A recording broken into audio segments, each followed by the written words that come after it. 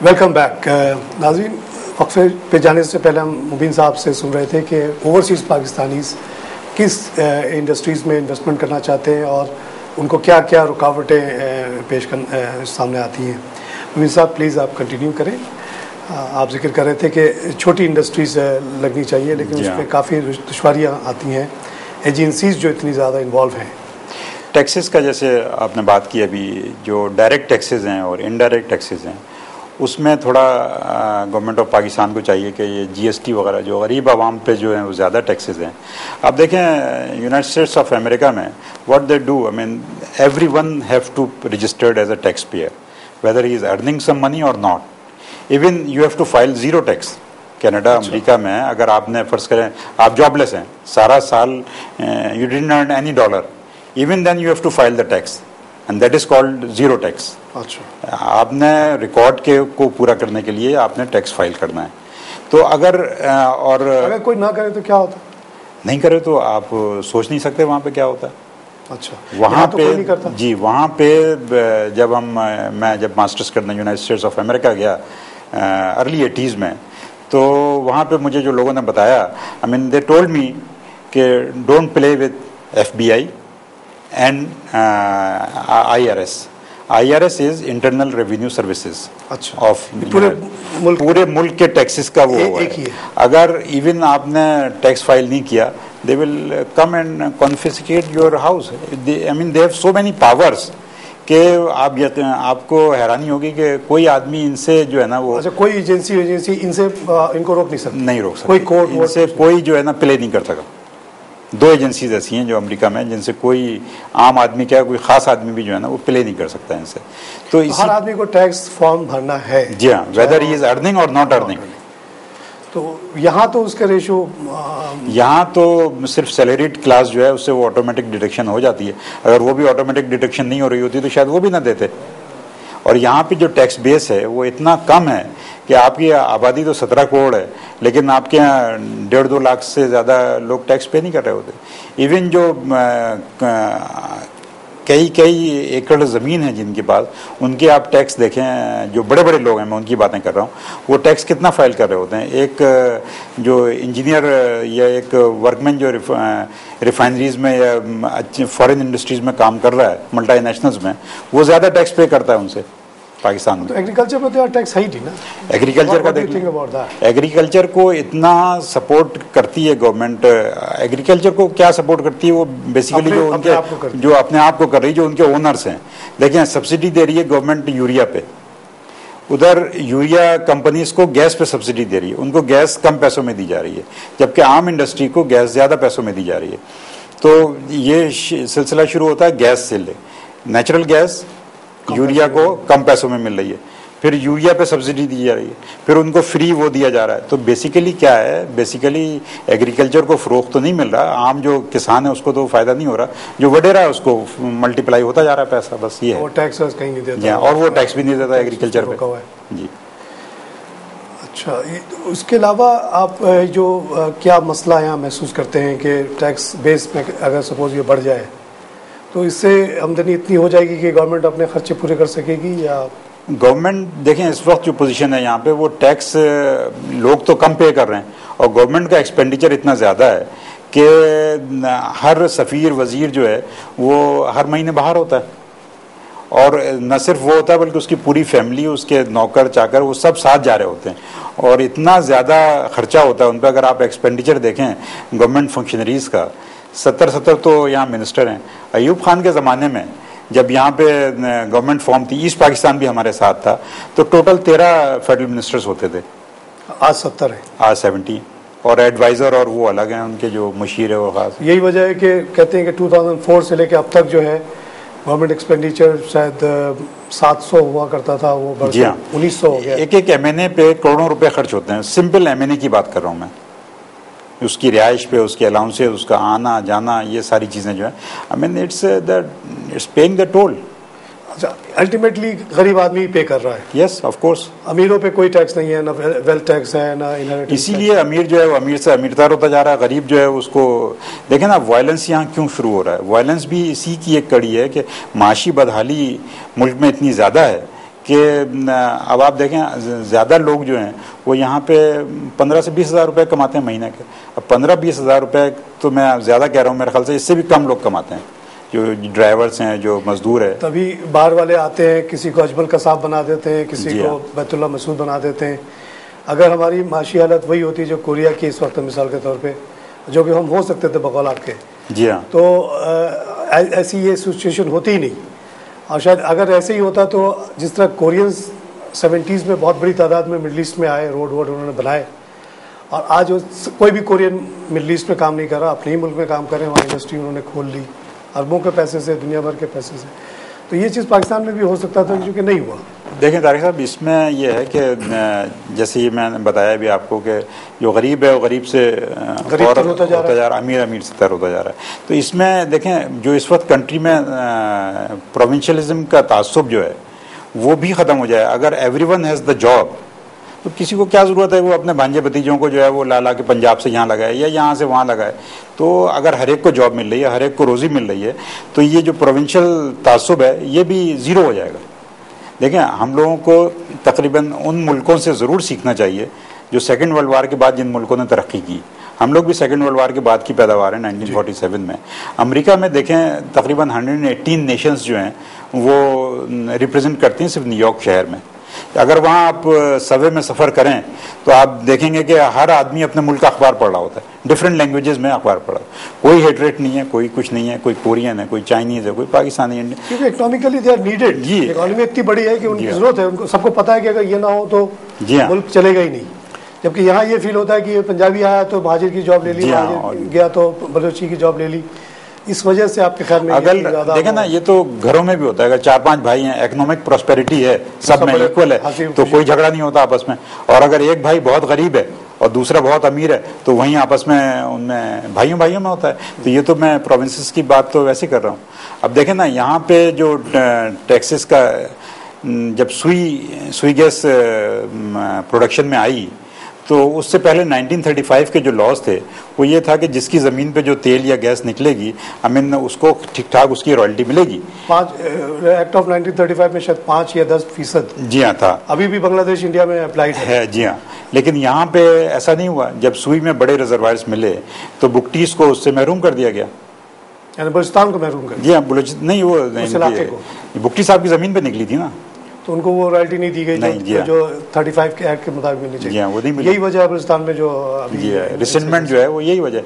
Even यहाँ पर भी अभी टंडो मस्ती में टंडो आदम में जो OGDC की फील्ड्स पे गैस निकल रही है या ऑयल निकल रहा है, वो जिसकी ज़मीन पे निकलती है वो गवर्नमेंट उस ज़मीन को अपने कब्जे में ले लेती है। ये तो बिल्कुल गलत है, क्योंकि उस इलाके के इन्वायरमेंट को तो वो डैमेज कर रहा है। तो उस इलाके के लोगों को फायदा क्या हुआ वहाँ पे तेल? उस इलाके के लोगों को जी हाँ, ये फॉरेन कंपनीज थोड़ा बहुत ये करती हैं, एक आध कॉलेज बना दिया, एक आध अस्पताल बना दिया, वो कर रही हैं वैसे।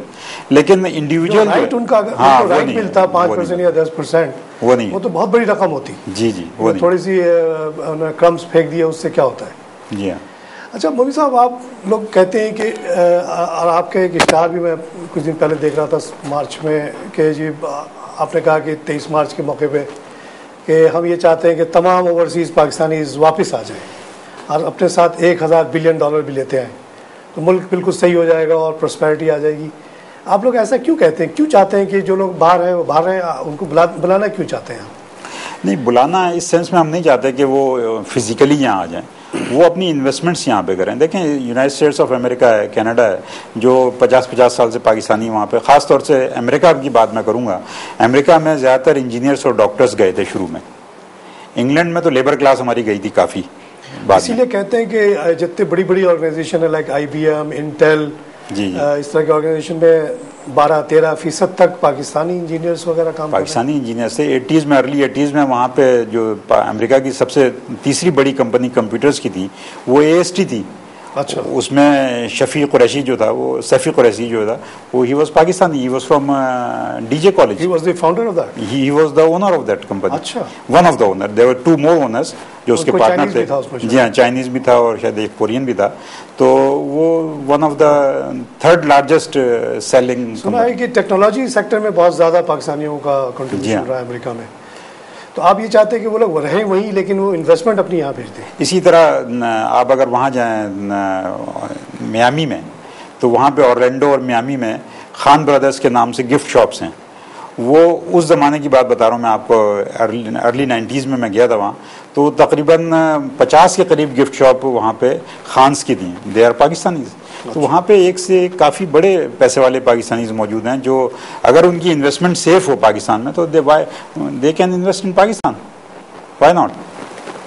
ये जैसे चाइनीज़ ने भी किया, चाइना में तो हमने जो सुना है वो ये कि जो उनके फ्री ट्रेड जोन बने उसमें वही अमेरिका के टेक्नोक्रेट्स ने अपनी कंपनीज़ को लाके वहाँ पे मैन्युफैक्चरिंग शुरू की, क्योंकि जाहिर है चाइना में लेबर चीप था तो बहुत ज़्यादा सस्ते में वो काम हो सकता था। तो यही चीज़ पाकिस्तानी भी कर सकते हैं, जैसे AST instead of making the computer in US could make it in Karachi and could be much cheaper. तो इस तरह का आप मॉडल देखते हैं कि पाकिस्तानीज़ यहाँ आके इन्वेस्ट करें, मगर आपकी ये ख्वाहिश नहीं है कि सारे पाकिस्तानी वापस आ जाएंगे? नहीं, सारे पाकिस्तानी वापस आ जाएंगे तो फिर फॉरेन एक्सचेंज रेमिटेंस खत्म हो जाएगा। लेकिन कोरिया वगैरह में तो ऐसा हुआ। हाँ, कोरिया में हुआ कि लोग चले गए, लेकिन वहीं इतनी इंडस्ट्री डेवलप हो गई कि वो अपने लेबर को एक्सपोर्ट कर रहे हैं, एक्सपोर्टिंग दमसेल्फ। ये मैं आपकी कदर कलामी करता हूँ, ये एक्चुअली आ सकते हैं वापस अगर उनको वही फैसिलिटीज़ वहाँ पे दी जाएँ, वही एनवायरनमेंट जो अमेरिका में है वो अगर पाकिस्तान में मिल जाए उनको, सेफ्टी, सिक्योरिटी, पावर हर वक्त आए यहाँ पे, एयर कंडीशनिंग सिस्टम प्रॉपर हो, रोडें सही हो। जैसे अब कराची में रोडें क्या बेहतर हो गई, इट्स बिग चेंज नाउ। अच्छा, जो भी बाहर से आते हैं, ये इससे साबित होता है कि चेंजेस आ सकती हैं, व्हाई नॉट, और आएंगी। आप लोगों का ख्याल, लोग डेडिकेटेड हों अगर आपके, जैसे कराची में हुआ पिछले 3 साल में, कराची की तो काया पलट गई। हम तो यहाँ पिछले 40-50 साल से देख रहे हैं यहाँ पे क्या होता था कराची में। तो ये एक रोल मॉडल बन गया है हैदराबाद, कराची, ऐसे ही और चीज़ जगह भी इम्प्रूव हो सकती है। और सब आस्ते आस्ते अगर ये आप जो फ्री ट्रेड जोन की बात करते हैं, अगर चाइना जैसा ही फ्री ट्रेड जोन यहाँ बन जाए तो क्या आप उम्मीद करते हैं कि ये 8 मिलियन पाकिस्तानी में से काफ़ी लोग वापस आ जाएंगे अपने टेक्नोलॉजी, अपने कॉन्टैक्ट्स, अपने इन्वेस्टमेंट के साथ? ये देखें, फ्री ट्रेड जोन की मैं बात करता हूँ, अभी जैसे गवर्नमेंट ऑफ पाकिस्तान ने अल्टरनेटिव एनर्जी बोर्ड के थ्रू विंड मिल्स लगाने के लिए काफ़ी ज़मीनें दी हैं, ठट्टा तक ज़मीनें दी हैं यहाँ से, पूरा जो ये जाती और जमपीर से आगे का जो सेक्टर है, कोस्टल एरिया जो है सारा, इसको मैं कहता हूँ कि ये पीपल्स पार्टी की गवर्नमेंट को चाहिए कि बेनज़ीर शहीद के नाम पे जो है वो इकोनॉमिक फ्री जोन बना दे पूरा, कराची टू केटी बंदर। अच्छा, इतनी सस्ती ज़मीन है, वो बेकार पड़ी ज़मीन। हम वहाँ सुना 6-8 हज़ार एकड़ में, क्योंकि ज़मीन वहाँ की अच्छी नहीं है। जी हाँ, एग्रीकल्चर पर, तो वो अगर लोगों को बहुत सस्ती मिल जाए तो पीपल। मैं कहीं सुन रहा था एक टॉक शो में एक साहब कहने लगे कि ये जो जमपीर से लेके वहाँ तक का विंड कॉरिडोर है, that can produce something like 40,000 megawatt of electricity. Yes, which is a very large number. हमारी शॉर्टेज अभी 2-3 थाउजेंड की है। जी हाँ। इसी तरह इसके बारे में कहा जाता है, थर कोल के बारे में, कि वहाँ 185 बिलियन बैरल ऑफ ये बिलियन टन ऑफ पड़ा हुआ है। जी हाँ, जो कि 1 लाख मेगावाट बिजली प्रोड्यूस कर सकता है for next 200 years. That means कि पाकिस्तान में ये विंड मिल प्लस कोल, अगर आप सिर्फ सिंध की बात करें तो ये we are talking about 1,40,000 megawatt, which is a huge number which can support a very large industry। तो आपकी सजेशन ये है कि ये सारा रीजन को अगर हम फ्री ट्रेड जोन की तरह बना दें तो दुनिया भर से इन्वेस्टमेंट आ जाए, ओवरसीज भी आ जाए, दूसरे लोग भी आ जाए। देखिए, असल में could be a different country also. Yeah, of course, the problem in Pakistan, you know, is one of the problem is bureaucracy also sitting in Islamabad. I'm sorry to say, but I mean the bureaucracy in Islamabad always stop. For example, यहाँ की मैं कराची में mass transit is necessary, वो जाके इस्लामाबाद में रुक जाती है फाइल। इसी तरह थर कोल की फाइल 1994 से मूव हो रही है, वहाँ तक जाती है, रुक जाती है। क्यों रुक जाती है? इसलिए कि ब्यूरोक्रेसी जो है उसने ऐसे लॉस बनाए हुए हैं कि 50 मेगावाट से ज़्यादा अगर कोई भी पावर स्टेशन लगाएगा तो उसकी परमिशन आपको इस्लामाबाद से लेनी होगी। ये जो ऑटोनॉमी की बात होती रहती है, सब बेकार बात है। अगर कोई 100 मेगावाट की बिजली लगा रहा है यहाँ तो he has to take permission from Islamabad, and when you go Islamabad you know what happens। अच्छा, इसी तरह एक ऑब्जेक्शन ये भी आती है, जैसे KEC के बारे में कहा जा रहा है जी कि 1 करोड़ पता नहीं 80 लाख आबादी कराची की है और उसको एक यूटिलिटी को आपने मोनोपोली दी हुई है, which is one of the reason के पाकिस्तान कराची में इतना मसला है। Normally it should be at least 10 companies for such a large number of. आपने देखा ना टेलीफोन सेक्टर में क्या हुआ? हाँ, टेलीफोन सेक्टर में एग्जाम्पल मीडिया में देख लें आप, पहले पीटीवी एक होता था, लोग देखते ही नहीं थे टेलीविजन, अब कितने टेलीविजन चैनल्स हैं। इसी तरह इतनी जॉब क्रिएट हो गई, इतनी जॉब्स क्रिएट हुई। इसी तरह मोबाइल फोन्स में देख लें आप, पहले कहा जाता था कि बहुत बड़ा सिक्योरिटी रिस्क हो जाएगा, जी हाँ, इंडिया कब्जा कर लेगा हम पे अगर जी पीटीसीएल को। ये बिल्कुल ऐसी मिसाल है ना, जैसे आज से 100 साल पहले इंडिया में हमारे ग्रैंडफादर्स वगैरह बताया करते थे कि लाउड स्पीकर पे अजान जब देते थे तो कहते थे शैतान बोलता है इसमें। आज सबसे ज्यादा मौलवी जो है वो लाउड स्पीकर में खुद बोलता है। तो ये बिल्कुल वही वाली मिसाल है। आज मोबाइल भी हर आदमी यूज कर रहा है, शैतानी चीजें जो है।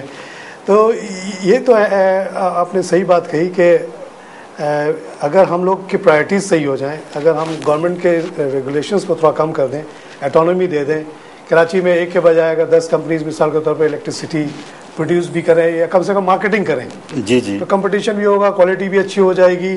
Same like PTCL privatisation, jobs भी ज़्यादा। प्रोविंशियल ऑटोनॉमी जो है ना वो बहुत ज़रूरी है। अगर आप खुद इस तरह के लॉज नहीं बना सकते तो कम, जैसे मैंने पहले कहा कि आप उन मुल्कों से सीखें जिन्होंने सेकेंड वर्ल्ड वार के बाद तरक्की की है। यूनाइटेड स्टेट्स ऑफ अमेरिका की मिसाल ले लें, वहाँ 50 स्टेट्स हैं, 50 प्रोविंस कह लें या स्टेट्स कह लें, हर स्टेट इंडिपेंडेंट है, अपने लॉज बनाते। जी हाँ, दो स्टेट्स ऐसी हैं, न्यू हैम्पशायर और एक और मुझे इस वक्त नाम ध्यान में नहीं आ रहा, वहाँ, हाँ नवेडा, वहाँ पे इनकम टैक्स ही नहीं है। अच्छा, इसलिए कि वहाँ कोई रहना ही नहीं चाहता, वहाँ डेजर्ट है, सारा बंद है। उन्होंने अगर बलूचिस्तान चाहे कि अपने हिसाब से अपने कानून बनाए, जी हाँ, अपने लोगों को सपोर्ट करने के, सिंध जैसा चाहे बनाए, पंजाब को जैसे दिल में आए, तो फिर ये आप समझते हैं कि ये हालात बहुत दो स्टेट्स ऐसी हैं अमेरिका में जहाँ पे गैम्बलिंग ऑफिशियली अलाउड है। वैसे सारे अमेरिका में अलाउड नहीं है गैम्बलिंग। नवेडा में जो कैसीनोज हैं, drinking is allowed everywhere? Drinking roads पे अलाउड नहीं है। अच्छा, वैसे अलाउड है तो आप घर में पिए। नेवादा में गैम्बलिंग भी अलाउड है? जी हाँ, तो वहाँ इकोनॉमिक एक्टिविटी नहीं है नवेडा में, और ये इधर न्यू जर्सी की जो स्टेट है इसके पास नहीं। ये तो लॉज अगर आप ऐसे बनाएं कि इंडिपेंडेंट हर प्रोविंस को देखें। आप यहाँ से आदमी चल के इस्लामाबाद तो नहीं जाएगा रोज रोज, कितना पीआईए का टिकट ही कितना हो गया जी। तो अब एक इंडस्ट्रीज जो है वो छोटी सी इंडस्ट्री लगा रहा है, वो इस्लामाबाद के चक्कर काटता रहेगा। इसी तरह देखें पाकिस्तान का सर्वाइवल जो है ना, जैसे आजकल बहस भी चल रही है, I am in favour of that कि मजीद administrative province, not on language basis, administrative provinces मजीद बनाने पड़ेंगे आपको, सर्वाइवल इसी में। अभी प्रोग्राम का वक्त ख़त्म हो रहा है, बहुत अच्छी गुफ्तगू हो रही थी और दिल तो चाह रहा है कि मज़ीद बात हम करें, तो मगर अभी हमें कंक्लूड करना पड़ता है। नाज़रीन, आपने ओवरसीज़ पाकिस्तानीज़ के प्रॉब्लम्स और प्रॉस्पेक्ट के बारे में एक गुफ्तगू सुनी, जिससे हमें ये पता चला कि 8 मिलियन ओवरसीज़ पाकिस्तानीज़ इस वक्त पूरे दुनिया में मौजूद हैं और उनकी जो नेटवर्थ बताई जा रही है वो 1000 बिलियन है। और इस पर एक बहुत बड़ी तादाद टेक्नोक्रेट्स की है, इंजीनियर्स, डॉक्टर्स की, जो दुनिया के बड़े बड़े ऑर्गेनाइजेशंस को चलाने में बहुत अहम किरदार अदा कर रहे हैं। मुबीन साहब का ये कहना है, और वो ये लोग ये काम 1988 से कर रहे हैं कि Pakistan is the place where the future lies, और ये लोगों को कन्विंस करते हैं कि अपने इन्वेस्टमेंट्स, अपनी सब चीज़ यहाँ लेकर आओ, भले बाहर कमाओ लेकिन इन्वेस्टमेंट अपने मुल्क में करो ताकि यहाँ जॉब क्रिएट हो और उनको भी बहुत फ़ायदा हो। तो इस बेसिस पे वो, मगर जो 4-5 रुकावटें वो बताते हैं, वो उसमें सबसे पहली तो वो कहते हैं कि लीगल सिस्टम हमारा जो है बहुत ही आउटडेटेड है, बहुत स्लो है, इसको हर हाल में इम्प्रूव करना पड़ेगा। दूसरी बात जो ये कहते हैं कि बहुत ओवर रेगुलेटेड कंट्री है, बहुत सेंट्रलाइज्ड कंट्री है, हर चीज़ के लिए 50 मेगावाट से ज़्यादा बिजली बनाने के लिए भी आपको इस्लामाबाद जाना पड़ता है, विच इज़ रिडिकुलस। ये पावर्स प्रोविंसेस में होनी चाहिए, हर प्रोविंस अपने हिसाब से कानून बनाए, किसी को अगर गैम्बलिंग अलाउ करनी है तो करे, जैसे कि इन्होंने अमेरिका की मिसाल दी। बलूचिस्तान के मुख्तलिफ हालात हैं, मिसाल के तौर पे बलूचिस्तान के लोग ये महसूस करते हैं कि वहाँ बाहर के लोग आके उनको डोमिनेट कर लेंगे, तो वो इस तरह के कानून बना सकते हैं, यूएई और सऊदी अरेबिया जैसे, कि बाहर के नॉन अदर देन बलूचिस्तान के लोगों को वहाँ आने की इजाज़त ना दी जाए, अदर देन वर्क परमिट के तौर पे वो आए, टेम्प्रेरी वर्कर के तौर पे काम करें, चले जाएँ, तो बनाने दिया जाए बलूचिस्तान को। उससे कोई मुल्क को नुकसान नहीं हो जाएगा, मुल्क बहुत तरक्की करेगा। तीसरी बात जो उन्होंने कही है कि यहाँ का टैक्स सिस्टम बिल्कुल ही अनजस्ट और रॉन्ग है, सारे टैक्स गरीबों से लिए जा रहे हैं, अमीरों से बिल्कुल टैक्स नहीं लिए जा रहे हैं, जब जो कि दुनिया के तमाम ममालिक को देखा जाए उसके बरक्स है। अगर यहाँ अमीरों से टैक्स लिया जाए, गरीबों को रिलीफ दे दिया जाए, तो बहुत हद तक जो है ना यहाँ की गुर्बत कम हो जाएगी, चीज़ों की कीमतें नीचे आ जाएंगी। मिसाल के तौर पर खुर्दनी तेल पर 25 रुपये टैक्स लिए जा रहे हैं, इसका कोई जवाब नहीं बनता। अगर गवर्नमेंट कल विड्रॉ कर ले तो 25 रुपये खुर्दनी तेल की कीमत कम हो जाएगी। चीनी पे टैक्स है, चीनी पे अगर आप टैक्स ख़त्म कर दें तो आपका थोड़ी सी रेवेन्यू कम होगी, लेकिन लोगों को रिलीफ मिल जाएगा। ये रोना धोना ख़त्म हो जाएगा। एक और बात जो इन्होंने बहुत अहम कही है वो ये है कि जब तक हम लोग ये फ्री ट्रेड जोन्स नहीं बनाएंगे, क्योंकि हमारे ओवरऑल सिस्टम को तो बदलते बदलते एक ज़माना लगेगा, तो चाइना की मिसाल को सामने रखते हुए अगर हम 3, 4, 5, 6 तक भी अगर हम फ्री ट्रेड जोन बना दें जहां ओवरसीज़ इन्वेस्टर्स पाकिस्तानी भी दूसरे भी आएँ और अपने इन्वेस्टमेंट करें, उनको कोई इंटरफेयर ना करे, कोई गवर्नमेंट एजेंसी उनको तंग ना करे, तो उनका ख्याल है कि बहुत बड़ी तादाद में इन्वेस्टमेंट यहाँ आ सकती है। एक और सेक्टर पे जो उन्होंने बहुत ज़्यादा इंफेसिस दी है वो हाउसिंग सेक्टर है, क्योंकि हमको पता है कि मुल्क में आबादी इतनी बड़ी है, इतने ज़्यादा हाउस होल्ड्स हैं और घर इतने बन नहीं रहे, तो अगर हमारे प्रॉपर्टी लॉज अच्छे हो जाएं तो trillions and trillions of dollar की इन्वेस्टमेंट हाउसिंग सेक्टर में आ सकती है। इसी तरह पावर सेक्टर में, चाहे वो विंड हो, चाहे वो कोल से एनर्जी बनाने की बात हो, बहुत बड़ी इन्वेस्टमेंट यहाँ आ सकती है और उससे इतनी एनर्जी प्रोड्यूस होगी कि हम लोग खुद कफील होकर बहुत बड़ी तादाद में एक्सपोर्ट भी कर सकते हैं और फ्यूचर की बहुत बड़ी इंडस्ट्रियलाइजेशन को भी हमारी एनर्जी सपोर्ट कर सकती है। नाज़रीन, मुबीन साहब से बात करके बहुत तक़वियत मिली है। इसी के साथ मैं आज का प्रोग्राम ख़त्म करता हूँ। हमारे साथ रहने का बहुत शुक्रिया।